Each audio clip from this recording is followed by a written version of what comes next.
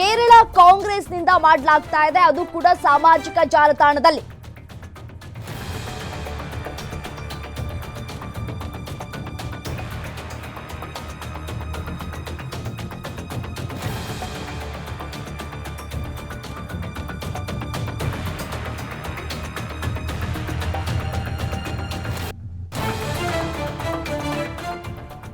ಸಾಮಾಜಿಕ ಜಾಲತಾಣ ಎಕ್ಸ್ ನಲ್ಲಿ ಕಾಂಗ್ರೆಸ್ ಸುದೀರ್ಘವಾಗಿ ಟ್ವೀಟ್ ಮಾಡಿದೆ. ಮೊರಾರ್ಜಿ ದೇಸಾಯಿ ಸಾರಥ್ಯದ ಜನತಾ ಪರಿವಾರ ಸರ್ಕಾರದ ವಿರುದ್ಧ ಆರೋಪವನ್ನ ಮಾಡ್ತಾ ಇದೆ.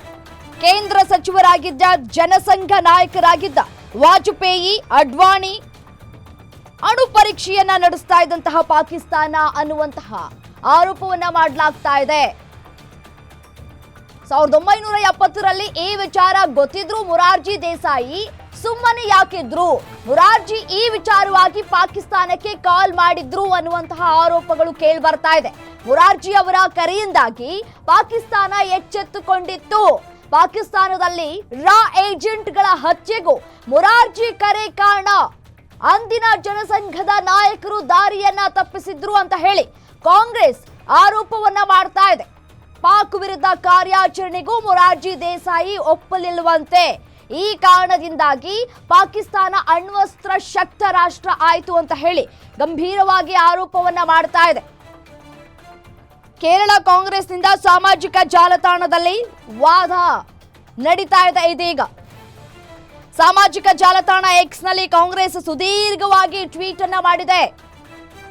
ಮೊರಾರ್ಜಿ ದೇಸಾಯಿ ಸಾರಥ್ಯದ ಜನತಾ ಪರಿವಾರ ಸರ್ಕಾರದ ವಿರುದ್ಧ ಆರೋಪಗಳ ಸುರಿಮಳೆಗೈದಿದೆ. ನೋಡಿ, ದೃಶ್ಯದಲ್ಲಿ ಗಮನಿಸ್ತಾ ಇದ್ದೀರಲ್ಲ, ಇಂಗ್ಲಿಷ್ ನಲ್ಲಿ ಸುದೀರ್ಘವಾಗಿ ಎಕ್ಸ್ ನಲ್ಲಿ ಕಾಂಗ್ರೆಸ್ ಟ್ವೀಟ್ ಅನ್ನ ಮಾಡಿರುವಂತದ್ದು. ಕೇಂದ್ರ ಸಚಿವರಾಗಿದ್ದ ಜನಸಂಘ ನಾಯಕರಾಗಿದ್ದ ವಾಜಪೇಯಿ, ಅಡ್ವಾಣಿ, ಕಹೌತಾದಲ್ಲಿ ಅಣು ಪರೀಕ್ಷೆಯನ್ನ ಪಾಕಿಸ್ತಾನ ನಡೆಸ್ತಾ ಇತ್ತು. 1970ರಲ್ಲಿ ಈ ವಿಚಾರ ಗೊತ್ತಿದ್ರೂ ಕೂಡ ಮೊರಾರ್ಜಿ ದೇಸಾಯಿ ಅವರು ಯಾಕೆ ಸುಮ್ಮನಿದ್ರು ಅನ್ನುವಂತಹ ಪ್ರಶ್ನೆಯನ್ನ ಮಾಡಿದೆ ಕಾಂಗ್ರೆಸ್. ಅದು ಕೂಡ ಕೇರಳ ಕಾಂಗ್ರೆಸ್ನಿಂದ ಸಾಮಾಜಿಕ ಜಾಲತಾಣದಲ್ಲಿ ವಾದವನ್ನ ಮಾಡಲಾಗ್ತಾ ಇದೆ. ಮೊರಾರ್ಜಿ ಅವರ ಕರೆಯಿಂದಾಗಿ ಪಾಕಿಸ್ತಾನ ಎಚ್ಚೆತ್ತುಕೊಂಡಿತ್ತು.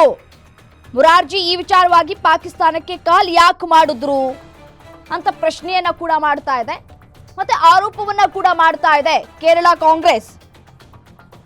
ಪಾಕಿಸ್ತಾನದಲ್ಲಿ ರಾ ಏಜೆಂಟ್ಗಳ ಹತ್ಯೆಗೂ ಮೊರಾರ್ಜಿ ಕರೆ ಕಾರಣ. ರಾ ಏಜೆಂಟ್ಗಳಿರ್ತಾರಲ್ಲ, ಅವರ ಹತ್ಯೆ ಆಗೋದಕ್ಕೆ ಮೊರಾರ್ಜಿ ಅವರೇ ನೇರ ಕಾರಣ ಅಂತ ಹೇಳಿ ಗಂಭೀರ ಆರೋಪ ಮಾಡ್ತಾ ಇದೆ. ಅಂದಿನ ಜನಸಂಘದ ನಾಯಕರು ದಾರಿ ತಪ್ಪಿಸಿದ್ರು ಅನ್ನುವಂತಹ ಆರೋಪವನ್ನ ಮಾಡ್ತಾ ಇದೆ ಕಾಂಗ್ರೆಸ್. ಪಾಕ್ ವಿರುದ್ಧ ಕಾರ್ಯಾಚರಣೆಗೂ ಮೊರಾರ್ಜಿ ದೇಸಾಯಿ ಒಪ್ಪಲಿಲ್ಲ ಯಾಕೆ ಅಂತ ಹೇಳಿ ಪ್ರಶ್ನೆಯನ್ನ ಮಾಡ್ತಾ ಇದೆ.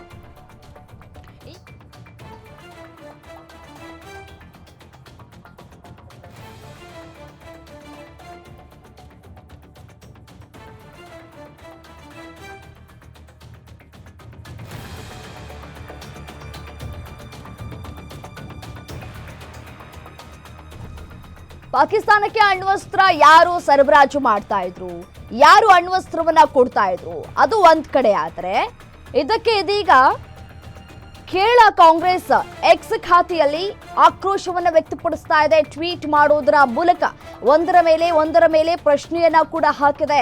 ಎಕ್ಸ್ ನಲ್ಲಿ ಕೇರಳದ ಕಾಂಗ್ರೆಸ್ ಎಕ್ಸ್ ನಲ್ಲಿ ಪ್ರಶ್ನೆಯನ್ನ ಮಾಡ್ತಾ ಇರುವಂತದ್ದು ನೋಡಿ, ದೃಶ್ಯದಲ್ಲಿ ಗಮನಿಸ್ತಾ ಇದ್ದೀರಿ. ಜನತಾ ಪರಿವಾರ ಸರ್ಕಾರದ ವಿರುದ್ಧ ಗಂಭೀರವಾದಂತಹ ಆರೋಪವನ್ನ ಮಾಡಲಾಗ್ತಾ ಇದೆ.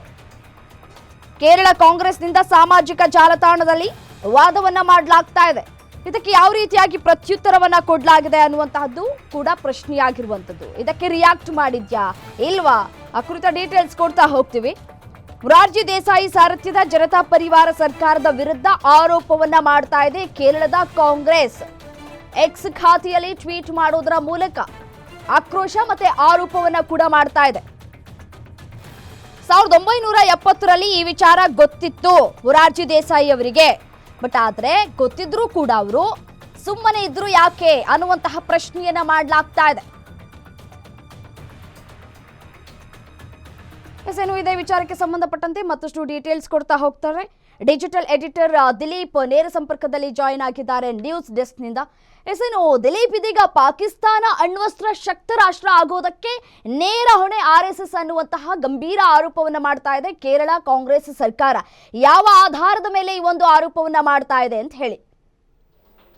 ರಮ್ಯಾ, ಕೇರಳ ಕಾಂಗ್ರೆಸ್ ಇವತ್ತು ಏನೊಂದು ಟ್ವೀಟ್ ಮಾಡಿದೆ, ಒಂಥರ ಈ ಭಾನುವಾರದ ಓದು ಅಂತ ಹೇಳ್ಬೋದು. ಅಂದರೆ ಒಂದು ಜನ ಬಿಡುವಾಗಿರ್ತಾರೆ, ಪೂರ್ತಿಯಾಗಿ ಡಿಟೈಲಾಗಿ ಓದ್ಬೋದು ಅಥವಾ ಓದಲಿ ಅನ್ನೋ ಉದ್ದೇಶದಿಂದ ಒಂದು ಕೇರಳ ಕಾಂಗ್ರೆಸ್ ಈ ರೀತಿಯಾದಂಥ ಟ್ವೀಟ್ ಮಾಡಿದೆಯಾ ಅಂತ ಒಂದು ಭಾವನೆ ಬರ್ತಿದೆ. ಯಾಕೆಂದರೆ ಕೇರಳ ಕಾಂಗ್ರೆಸ್ಸು ಇತಿಹಾಸವನ್ನು ನೆನಪಿಸುವಂಥ ಪ್ರಶ್ನೆಯನ್ನು ಮಾಡಿದೆ.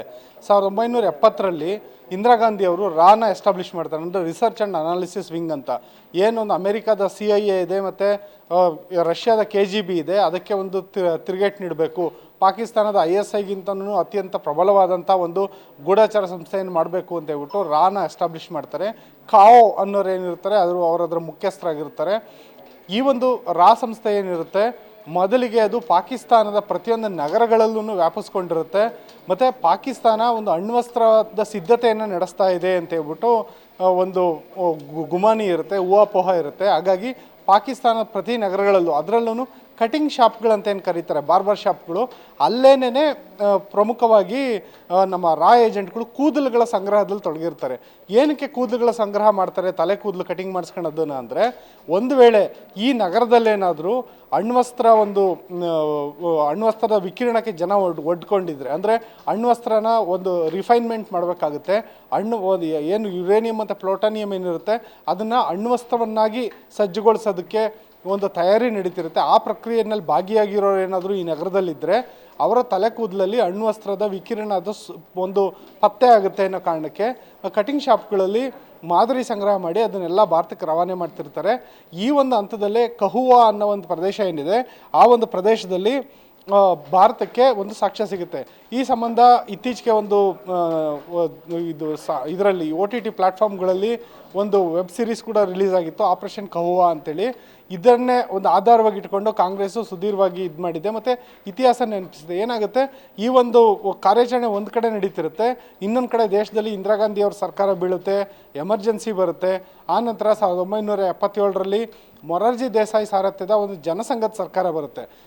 ಇವಾಗ ಏನೊಂದು ಕೇರಳ ಕಾಂಗ್ರೆಸ್ ಆರೋಪ ಮಾಡ್ತಿದೆ, RSSನ ಲಿಂಕ್ ಕೊಡ್ತಿದೆ, ಅದಕ್ಕೆ ಕಾರಣ ಆಗಿರೋದು ಇದೇ ಜನಸಂಘ ಸರ್ಕಾರ. ಯಾಕೆಂದರೆ ಜನಸಂಘ ಸರ್ಕಾರದ ಆಡಳಿತಾವಧಿಯಲ್ಲಿದ್ದಾಗ ಪಾಕಿಸ್ತಾನದ ಏನೊಂದು ಅಣ್ವಸ್ತ್ರ ಪರೀಕ್ಷೆದೇನಿದೆ ಅದರ ಸಮಗ್ರ ಮಾಹಿತಿಯನ್ನು ರಾ ಏಜೆಂಟ್ಗಳು ಭಾರತಕ್ಕೆ ರವಾನಿಸ್ತಾರೆ. ಆದರೆ ಮೊರಾರ್ಜಿ ದೇಸಾಯಿ ಅವರು ಈ ವಿಚಾರವಾಗಿ ಅವಾಗೇನು ಪಾಕಿಸ್ತಾನದ ಒಂದು ಸರ್ವಾಧಿಕಾರಿಯಾಗಿದ್ದರು ಜಿಯಾ-ಉಲ್ ಹಕ್, ಅವ್ರಿಗೆ ಈ ಒಂದು ಮಾಹಿತಿಯನ್ನು ಫೋನ್ ಮೂಲಕ ಹೇಳ್ಬಿಡ್ತಾರೆ ಅಂತ ಹೇಳ್ಬಿಟ್ಟು ಕಾಂಗ್ರೆಸ್ ಆರೋಪ. ಆದರೆ ಮೊರಾರ್ಜಿ ದೇಸಾಯಿ ಅವರು ಈ ಥರ ಒಂದು ಅತಿ ದೊಡ್ಡ ರಹಸ್ಯವನ್ನು ಜಿಯಾ-ಉಲ್ ಹಕ್ ಅವರಿಗೆ ಫೋನಲ್ಲಿ ಹೇಳಿದಾರೋ ಇಲ್ವೋ ಅನ್ನೋದಕ್ಕೆ ಅಧಿಕೃತ ದಾಖಲೆ ಇಲ್ಲ. ಆದರೆ ಈ ಒಂದು ಆಪರೇಷನ್ ಏನೊಂದು ನಡೀತಾ ಇತ್ತು ಭಾರತಕ್ಕೆ ಗೊತ್ತಾಗಿದೆ ಅನ್ನೋದು ಪಾಕಿಸ್ತಾನಕ್ಕೆ ಗೊತ್ತಾದ ನಂತರ ಪಾಕಿಸ್ತಾನ ಅಲ್ಲಿ ಒಂದು ಅಣ್ವಸ್ತ್ರ ಪರೀಕ್ಷೆಯನ್ನು ನಡೆಸ್ತಿತ್ತು, ಅದನ್ನು ಸ್ಥಳ ಬದಲಾವಣೆ ಮಾಡುತ್ತೆ ಅಂತ ಹೇಳ್ಬಿಟ್ಟು ಆರೋಪ. ಜೊತೆಗೆಲೆ ಈ ಒಂದು ಕಾರ್ಯಾಚರಣೆ ನಡೀತಿತ್ತು, ಆ ಸಂದರ್ಭದಲ್ಲಿ ಜನಸಂಘ ಸರ್ಕಾರದಲ್ಲಿ ವಿದೇಶಾಂಗ ಸಚಿವರಾಗಿದ್ದು ಅಟಲ್ ಬಿಹಾರಿ ವಾಜಪೇಯಿ ಅವರು ಮತ್ತು INB ಮಿನಿಸ್ಟರ್ನ ಇನ್ಫಾರ್ಮೇಷನ್ ಬ್ರಾಡ್ಕಾಸ್ಟಿಂಗ್ ಮಾಹಿತಿ ಮತ್ತು ಪ್ರಸಾರ ಖಾತೆ ಸಚಿವರೇನೇ ಇದ್ದರು, ಅವರು ಅಡ್ವಾಣಿಯವರಿದ್ದರು. ಈ ಒಂದು ಜನಸಂಘದ ಮತ್ತು RSSನ ಸರ್ಕಾರ ಇತ್ತು. ಇದು ಭಾರತದ ಮೊಟ್ಟ ಮೊದಲ RSS ಸರ್ಕಾರ. ಈ ಸರ್ಕಾರ ಆ ಒಂದು ಕಹುವಾದಲ್ಲಿ ಏನೊಂದು ಅಣುಪರೀಕ್ಷೆ ನಡೀತಿತ್ತು ಅದನ್ನು ತಡೆಯೋದ್ರಲ್ಲಿ ವಿಫಲ ಆಯಿತು. ಅದೇ ಕಾರಣದಿಂದಾಗಿ ಪಾಕಿಸ್ತಾನ ಅಣ್ವಸ್ತ್ರ ಶಕ್ತ ರಾಷ್ಟ್ರ ಆಯಿತು ಅನ್ನೋದು ಈ ಕೇರಳ ಕಾಂಗ್ರೆಸ್ ಮಾಡಿರೋ ಟ್ವೀಟ್ನ ಒಂದು ಸಮಗ್ರ ಟ್ವೀಟ್ನ ಒಂದು ಸಿಂಪಲ್ ಲೈನ್, ಹೆಡ್ಲೈನ್ ಅಂತ ಹೇಳ್ಬೇಕಂದ್ರೆ ಅದು. ಆದರೆ ಇದಕ್ಕೆ ಹಲವಾರು ಕಾರಣಗಳಿದ್ದಾವೆ. ಅಂತಾರಾಷ್ಟ್ರೀಯ ಮಟ್ಟದಲ್ಲಿ ಭಾರತ ಈ ಒಂದು ಪಾಕಿಸ್ತಾನದ ಅಣ್ವಸ್ತ್ರ ವಿಚಾರಗಳನ್ನು ಬೇರೆ ಬೇರೆ ವೇದಿಕೆಗಳ ಪ್ರಸ್ತಾಪ ಮಾಡಿತ್ತು. ಮತ್ತು ಯಾವಾಗ ಇಸ್ರೇಲ್ ಕೂಡ ಪಾಕಿಸ್ತಾನ ಮೇಲೆ ದಾಳಿ ನಡೆಸ್ಬಿಡೋಣ, ಈ ರೀತಿ ಅಣ್ವಸ್ತ್ರ ಪರೀಕ್ಷೆ ಮಾಡೋದನ್ನು ತಡೆಯೋಣ ಅಂತ ಭಾರತಕ್ಕೆ ಒಂದು ಮನವಿ ಮಾಡಿಕೊಂಡಾಗ ಭಾರತ ಇಸ್ರೇಲ್ನ ಮಧ್ಯಪ್ರವೇಶವನ್ನು ತಡೆದಿತ್ತು. ಯಾಕೆಂದರೆ ಭಾರತ ಮತ್ತು ಪಾಕಿಸ್ತಾನ ವಿಚಾರವಾಗಿ ಭಾರತ ಯಾವತ್ತೂ ಮೂರನೇ ರಾಷ್ಟ್ರದ ಮಧ್ಯಸ್ಥಿಕೆ, ನೆರವು, ಸಹಕಾರ ಯಾವುದನ್ನು ಕೋರೋದಿಲ್ಲ. ಹಾಗಾಗಿ ಅದನ್ನು ಭಾರತ ತಡೆದಿತ್ತು. ಈಗ ಈ ಒಂದು ಕೇರಳ ಕಾಂಗ್ರೆಸ್ ಮಾಡಿರೋ ಟ್ವೀಟಲ್ಲಿ ಒಂದು ಇಸ್ರೇಲ್ ಒಂದು ಸಹಾಯ ಮಾಡೋಕ್ಕೆ ಬಂದಿತ್ತು, ಅದನ್ನೂ ಕೂಡ ಜನಸಂಘ ಸರ್ಕಾರ ತಡೆದಿತ್ತು ಅಂತ ಹೇಳ್ಬಿಟ್ಟು ಕೇರಳ ಕಾಂಗ್ರೆಸ್ ಆರೋಪ ಮಾಡಿದೆ. ಕೇರಳ ಕಾಂಗ್ರೆಸ್ನ ಇದೊಂದು ಸುದೀರ್ಘ ಆರೋಪಕ್ಕೆ ಕಾರಣ ಆಗಿರೋದು ಒಂದು ಐತಿಹಾಸಿಕ ಪುಸ್ತಕ. ಈ ಒಂದು ಪುಸ್ತಕದ ಆಧಾರದ ಮೇಲೇನೆ ಕೇರಳ ಕಾಂಗ್ರೆಸ್ ಇಷ್ಟೆಲ್ಲ ಆರೋಪ ಮಾಡಿದೆ. ಇದೀಗ ಏನೊಂದು ಸಾಮಾಜಿಕ ಜಾಲತಾಣ Xಲ್ಲಿ ಒಂದು ಸುದೀರ್ಘವಾದಂಥ ಒಂದು ಲೇಖನವನ್ನು ಕೇರಳ ಕಾಂಗ್ರೆಸ್ ಬರೆದಿದೆ. ಇದರ ಸಂಬಂಧ ಈಗಾಗಲೇ ಪರ ವಿರೋಧ ವಾದಗಳು ಶುರುವಾಗಿದೆ. ಕಾಂಗ್ರೆಸ್ ಮತ್ತು BJP ಸದಸ್ಯರು ಮತ್ತು ಅವರ ಬೆಂಬಲಿಗರು ಪರ ಮತ್ತು ವಿರೋಧ ವಾಗ್ವಾದಗಳು ನಡೀತಾ ಇದ್ದಾವೆ. ಈ ಮೂಲಕ ಇವತ್ತಿನ ಏನೊಂದು ಭಾರತ ಮತ್ತು ಪಾಕಿಸ್ತಾನ ಸಂಘರ್ಷ ಇತ್ತು, ಈ ಹೊತ್ತಲ್ಲಿ ಕೇರಳ ಕಾಂಗ್ರೆಸ್ಸು ಇತಿಹಾಸ ನೆನಪಿಸೋ ಮೂಲಕ ಮೊರಾರ್ಜಿ ದೇಸಾಯಿ ಸರ್ಕಾರ ಮಾಡಿದ ಕೆಲಸಗಳನ್ನು ಪ್ರಸ್ತಾಪ ಮಾಡಿದೆ. ಅಷ್ಟೇ ಅಲ್ಲ, ಮೊರಾರ್ಜಿ ದೇಸಾಯಿ ಅವರು ಜಿಯಾ ಉಲ್ ಹಕ್ ಜೊತೆ, ಅಂದರೆ ಪಾಕಿಸ್ತಾನದ ಆವಾಗಿನ ಡಿಕ್ಟೇಟರ್ ಇದು ಸರ್ವಾಧಿಕಾರಿ, ಅವ್ರ ಜೊತೆ ಈ ಥರ ಒಂದು ಭಾರಿ ಸಂಕಷ್ಟಕರ ಸನ್ನಿವೇಶ ಇರೋ ಸಂದರ್ಭದಲ್ಲೂ ತೀರಾ ನೀವು ಸ್ವಮೂತ್ರಪಾನ ಮಾಡಿ ಅಂತ ಹೇಳ್ಬಿಟ್ಟು ಜಿಯಾ ಉಲ್ ಹಕ್ ಅವರಿಗೆ ಸಲಹೆ ಕೊಡೋದ್ರ ಮೂಲಕ ಅಂತಾರಾಷ್ಟ್ರೀಯ ಮಟ್ಟದಲ್ಲಿ ಮುಜುಗರಕ್ಕೆ ಭಾರತವನ್ನು ಸಿಲುಕಿಸಿದ್ರು ಅಂತೇಳ್ಬಿಟ್ಟು ಕೂಡ ಲೇವಡಿಯನ್ನು ಕೂಡ ಕೇರಳ ಕಾಂಗ್ರೆಸ್ ಮಾಡಿದೆ. ಒಟ್ಟಿನಲ್ಲಿ ಇವಾಗ ಏನೊಂದು ಸದ್ಯ ಈ ಒಂದು ವಿವಾದ ಇದೆ, ಆ ಇತಿಹಾಸವನ್ನು ಮತ್ತೆ ಕೆದಕಿರುವಂಥ ವಿವಾದ ಇದು ಇವತ್ತು ಮತ್ತೆ ಹೊಸ ಒಂದು ಕಿಡಿಯನ್ನು ಹೊತ್ತಿಸಿದೆ, ಹೊಸ ವಿವಾದಕ್ಕೆ ಕಾರಣ ಆಗಿದೆ. ರಮ್ಯಾ.